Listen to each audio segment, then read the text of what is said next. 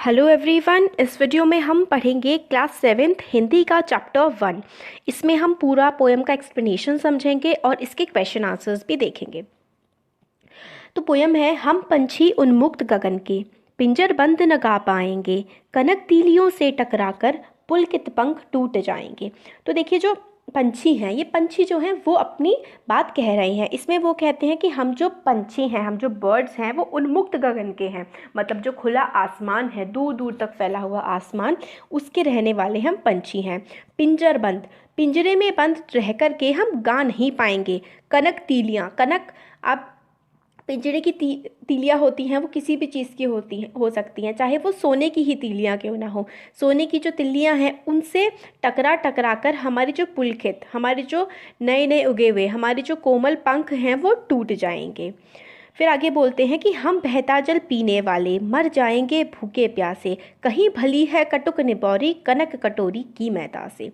हम जो हैं, चिड़ियाँ बोल रही हैं कि हम बहता जल पीने वाले हैं, हम बहती नदियों का पानी पीते हैं, हम इसमें पिंजड़े में रहकर जो है भूखे प्यासे मर जाएंगे। कटुक निबौरी बहुत अच्छी है, मतलब जो नीम की कड़वी निबौरी जो होती है ना, वो कहीं ज़्यादा अच्छी है कनक कटोरी की मैदा से।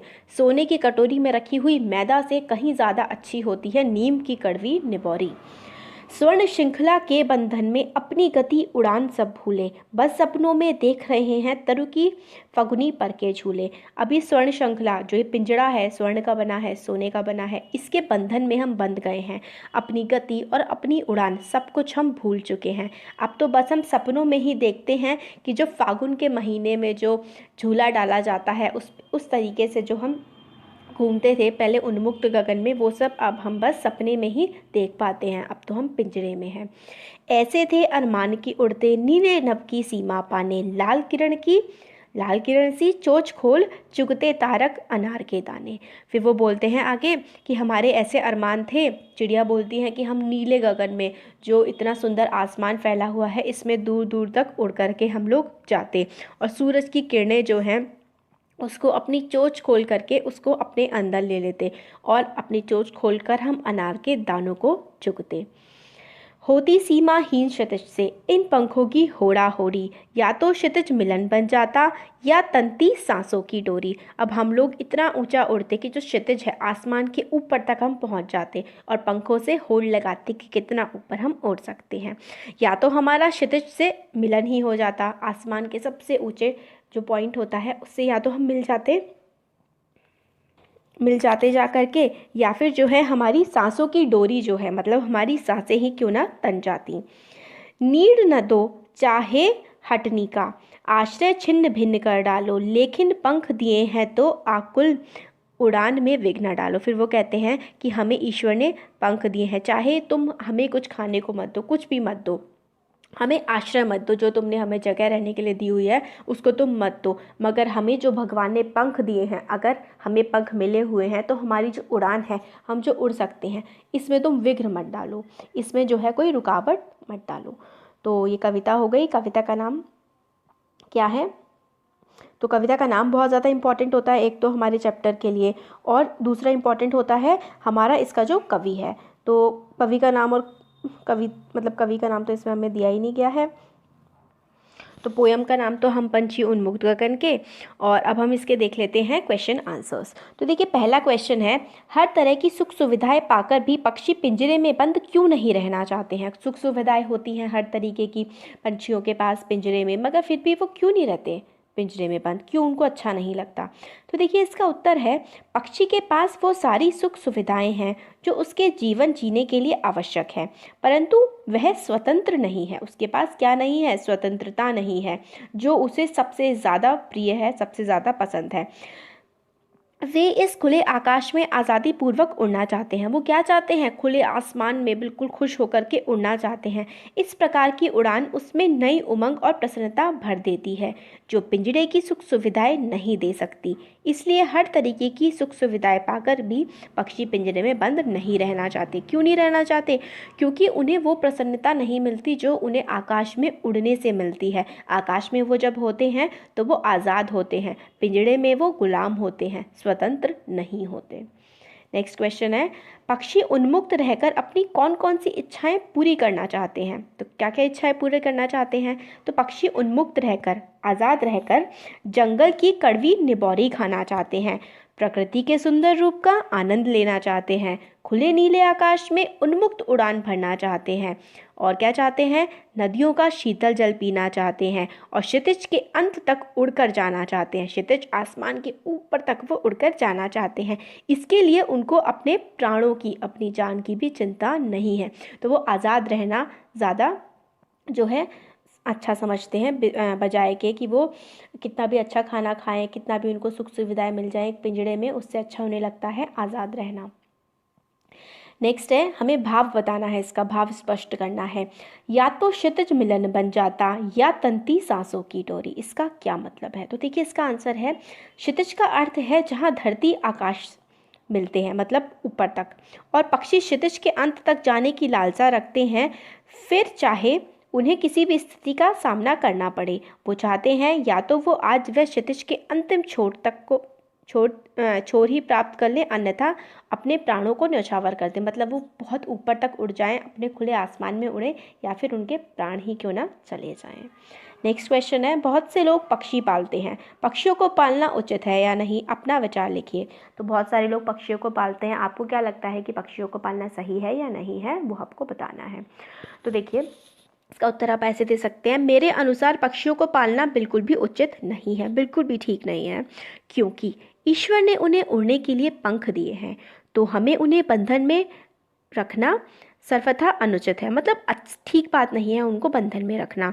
अपनी इच्छा से ऊंची उड़ान भरना, पेड़ों पर घोंसले बनाकर रहना, नदी झरनों का पानी पीना, फल फूल खाना ही उनका स्वाभाविक पशु प्रवृत्ति है। मतलब बाहर घूमना, पेड़ों पर रहना, ऊंचे ऊंचे गगन में उड़ना, नदी का झरने का पानी पीना, फल फूल खाना, यही तो इनका स्वभाव है पक्षियों का।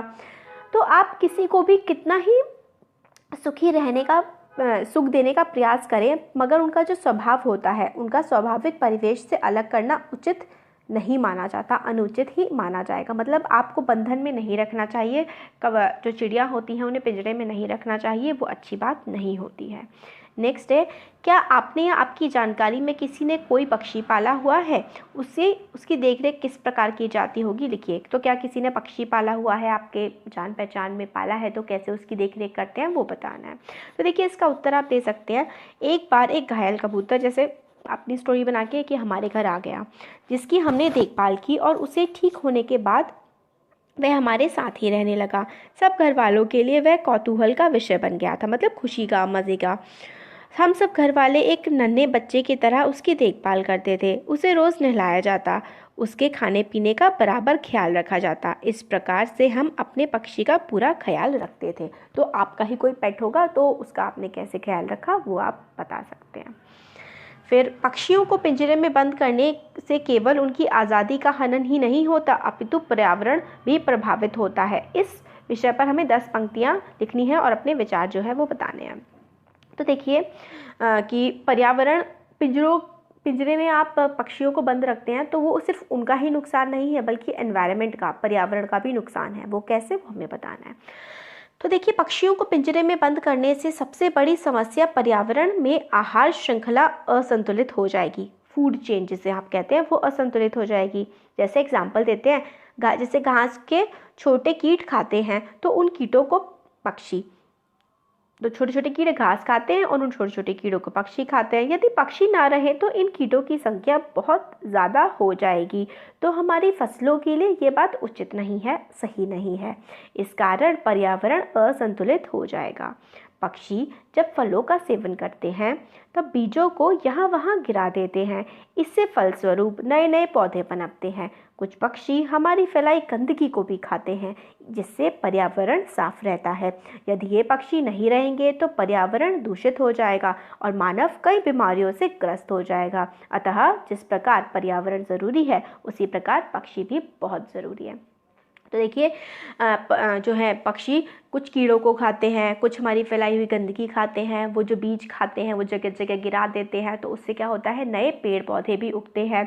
और पक्षी नहीं रहेंगे और हमारी फैलाई हुई गंदगी खाते हैं तो पर्यावरण को साफ करते हैं और जैसे जो चील, बाघ वगैरह जो होते हैं, बाज, वो मरे जानवर खाते हैं, तो इससे पर्यावरण साफ होता है, बीमारियां नहीं फैलती हैं। तो अगर ये पक्षी नहीं होंगे तो पर्यावरण में भी गंदगी काफ़ी ज़्यादा फैल जाएगी। अब नेक्स्ट आता है भाषा की बात। यह स्वर्ण श्रृंखला और लाल किरण किसी में रेखांकित शब्द गुणवाचक विशेषण है। गुणवाचक मतलब किसी के बारे में किसी की अच्छाई बता रहे हैं, गुण बता रहे हैं, ठीक है। तो कविता में ढूंढकर 3 और उदाहरण, जैसे पुलकित पंख, पुलकित पंख मतलब बहुत अच्छे पंख, ऐसे तो पंख की विशेषता बता रहे हैं, गुणवाचक पंख का गुण बता रहे हैं। कटुक निबोरी, निबोरी कटुक होती है, कड़वी होती है, तो निबोरी का गुण बता रहे हैं। कनक कटोरी, कटोरी का गुण, कटोरी कैसी है, कनक है, सोने की है, तो कटोरी का गुण बता रहे हैं। तो ये हो जाएंगे 3 गुणवाचक विशेषण। फिर 7वां क्वेश्चन है, भूखे प्यासे में द्वंद्व समास है। द्वंद्व समास जिसमें डैश लगता है, उसकी संधि जब हम लोग करते हैं तो समासिक विग्रह में और लग जाता है। तो इन शब्दों के बीच लगे चिन्हों का समास विग्रह चिन्ह ये डैश कहते हैं, और इस चिन्ह से और का संकेत मिलता है। जैसे भूखे प्यासे तो भूखे और प्यासे, तो डैश वाला जो चिन्ह होता है इससे हमें और का संकेत मिलता है। हमें ऐसे 10 और उदाहरण खोज करके बताने हैं। तो देखिए, पहला हो गया हमारा सुख दुख, तो सुख और दुख। दूसरा हम लोग कह सकते हैं धूप छाँव, तो धूप और छाँव। खाते पीते तो खाते और पीते। रात दिन तो रात और दिन। हंसते गाते हंसते और गाते। पाप पुण्य, पाप और पुण्य। सुबह शाम, सुबह और शाम। बुरा भला, बुरा और भला। सही गलत, सही और गलत। ऊंच नीच तो ऊंच और नीच। तो ये हमारी एक्सरसाइज भी पूरी कंप्लीट हो गई और हमारी पोएम का एक्सप्लेनेशन भी कंप्लीट हो गया है। Thank you.